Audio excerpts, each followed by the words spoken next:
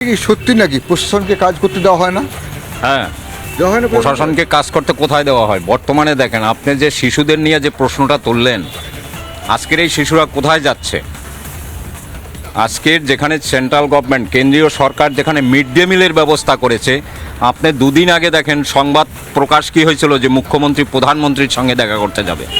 কালকের কি বেরোলো খবরে আপনাদের, যে সেখানে দেখা যাচ্ছে মিড ডে মিলের 4,000 কোটি টাকার ঘাপলা।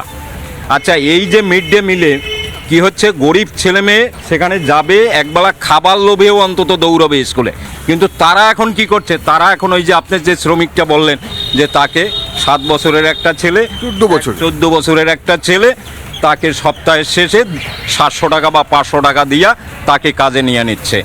ওইদিকে কি হচ্ছে, 8,000 স্কুল বন্ধ হয়ে যাচ্ছে। স্কুলের শিক্ষক কোথায় রয়েছে? রাস্তায় রয়েছে। তাহলে এই সরকার কি করেছে? চাকরিগুলি সমস্ত বিক্রি করেছে।